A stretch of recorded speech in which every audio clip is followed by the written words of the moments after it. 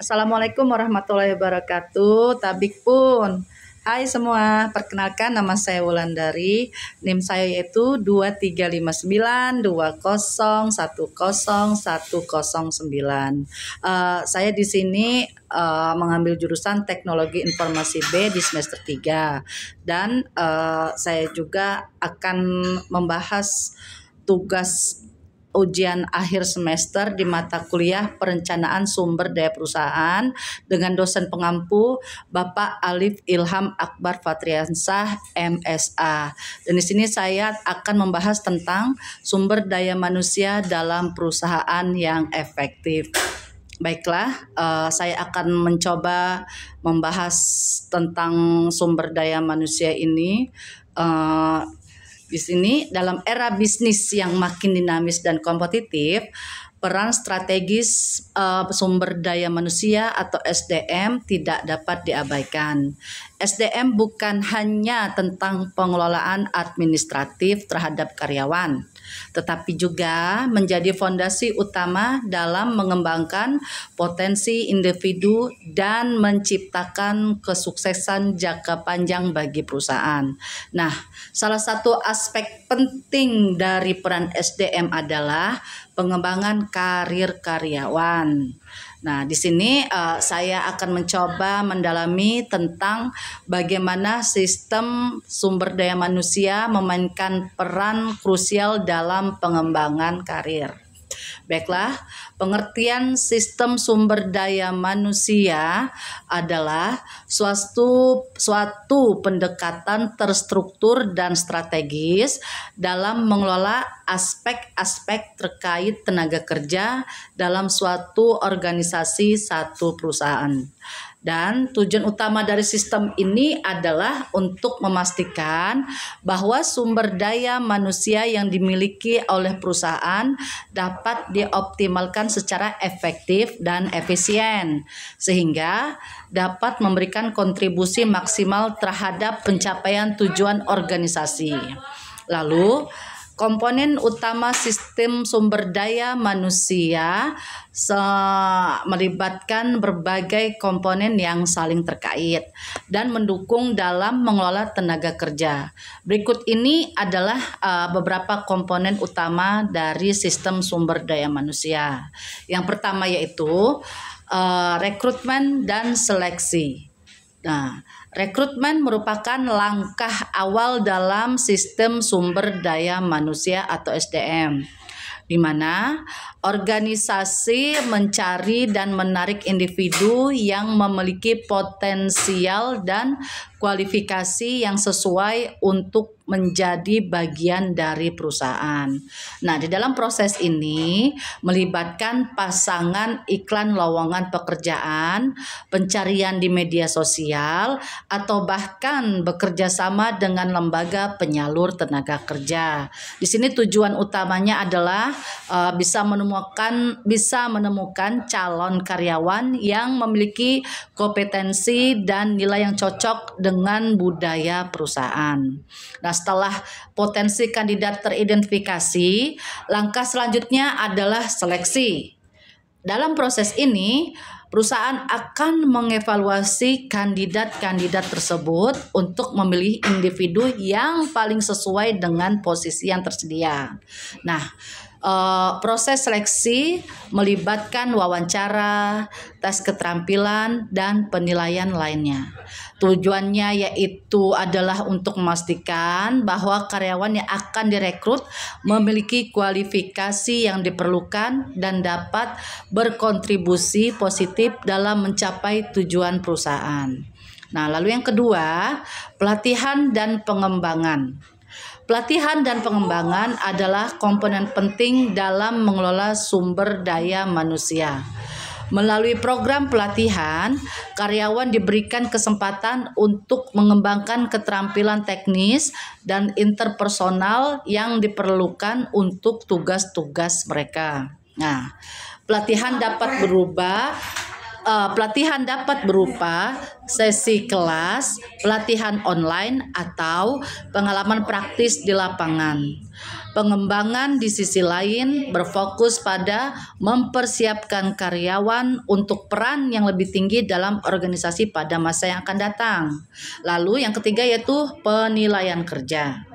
Penilaian kerja di sini merupakan proses di mana karyawan dievaluasi terkait dengan pencapaian target kerja dan kompetensi yang telah ditetapkan.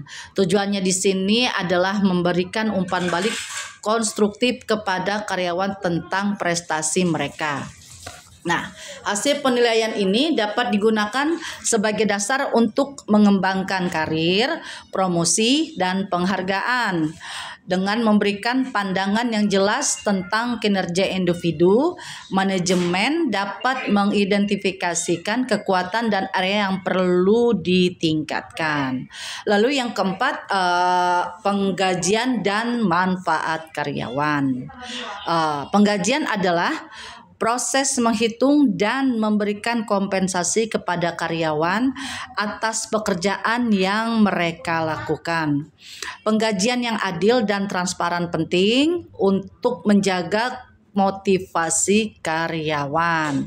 Selain itu juga, perusahaan juga harus menyediakan manfaat karyawan seperti asuransi kesehatan, tunjangan pensiun, dan insentif lainnya.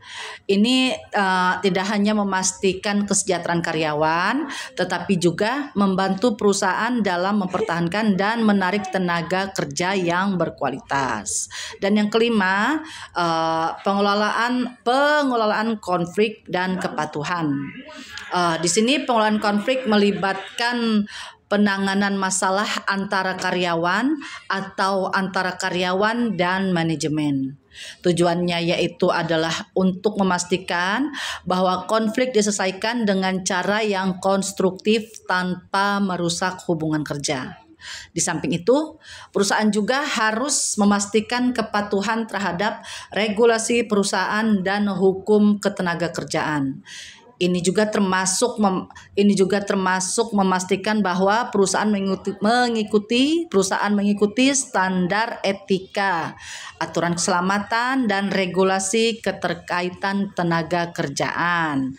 Lalu yang keenam, pengembangan kepemimpinan. Pengembangan kepemimpinan melibatkan identifikasi dan pelatihan individu-individu yang berpotensi menjadi pemimpin masa depan. Proses ini mencakup pelatihan khusus untuk mengasah keterampilan kepemimpinan, komunikasi, dan pengambilan keputusan. Nah, dengan mengembangkan kepemimpinan yang kuat, perusahaan dapat mengantisipasi perubahan dan memimpin dengan efektif.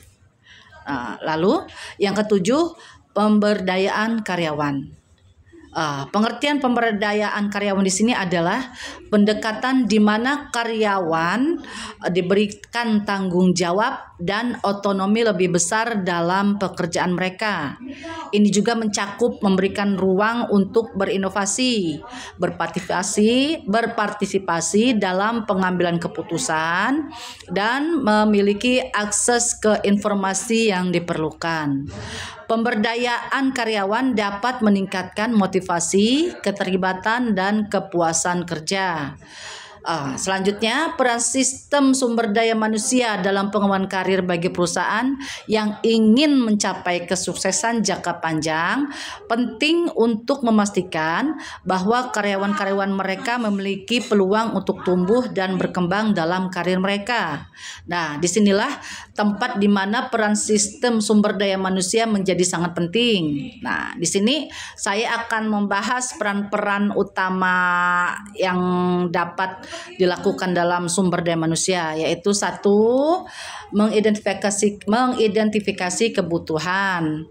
Pengembangan karir karyawan pada tahap pertama, sistem SDM akan berperan dalam mengidentifikasi kebutuhan pengembangan karir karyawan. Hal ini melibatkan analisis mendalam terhadap keterampilan, kompetensi, dan minat karyawan. Dengan informasi yang terkumpul, perusahaan dapat merencanakan langkah-langkah pengembangan yang sesuai dengan tujuan individu dan kebutuhan organisasi. Lalu yang kedua, penyusunan program. Pengembangan karir. Setelah kebutuhan pengembangan karir teridentifikasi, langkah selanjutnya adalah menyusun program pengembangan karir. Ini juga mencakup berbagai kegiatan seperti pelatihan, kursus, workshop, dan pendampingan. Program ini dirancang untuk membantu karyawan mengembangkan keterampilan yang diperlukan oleh perusahaan dan juga mencapai tujuan karir mereka dan mendukung visi perusahaan. Lalu yang ketiga, implementasi program. Pengembangan karir. Setelah program disusun, sistem manajemen SDM akan berperan dalam mengimplementasikan program pengembangan karir ini. Hal ini melibatkan koordinasi dengan berbagai departemen untuk menyelenggarakan pelatihan dan aktivitas pengembangan lainnya. Manajemen SDM juga akan memastikan bahwa karyawan Manajemen SDM juga akan memastikan bahwa karyawan mendapatkan dukungan yang diperlukan selama proses ini. Dan yang keempat, pengukuran keberhasilan. Nah, program pengembangan karir seiring berjalannya waktu penting untuk mengukur keberhasilan dari program pengembangan karir yang telah diimplementasikan. Sistem SDM akan mengumpulkan data terkait perkembangan karyawan, peningkatan keterampilan, dan pencapaian tujuan karir. Data ini juga akan digunakan untuk mengevaluasi sejauh mana program tersebut efektif dalam mencapai hasil yang diinginkan. Yang kelima yaitu evaluasi program. Pengembangan karir. Evaluasi terhadap program pengembangan karir dilakukan secara berkala. Sistem manajemen SDM akan mengumpulkan umpan balik dari karyawan yang telah mengikuti program, serta melakukan analisis terhadap dampaknya terhadap produktivitas dan kinerja keseluruhan perusahaan. Evaluasi ini memungkinkan perusahaan untuk melakukan perubahan yang diperlukan agar program tetap relevan dan efektif. Nah, pentingnya memahami program sistem SDM dalam pengembangan karir tidak bisa diabaikan. Bagi pemilik bisnis atau owner perusahaan, investasi dalam sistem ini akan membawa banyak manfaat jangka panjang, termasuk peningkatan produktivitas, loyalitas perusahaan, loyalitas karyawan, dan citra perusahaan yang lebih baik di mata masyarakat. Nah, dalam era yang serba kompetitif ini, penting bagi pemilik bisnis juga untuk mencari cara-cara inovatif untuk meningkatkan pengelolaan karyawan. Nah, setelah itu, jika karyawan tersebut memiliki prestasi atau bisa meningkatkan laba di perusahaan tersebut, kita juga bisa memberikan reward kepada karyawan tersebut. Baiklah, sekian dari saya tugas ujian akhir semester ini.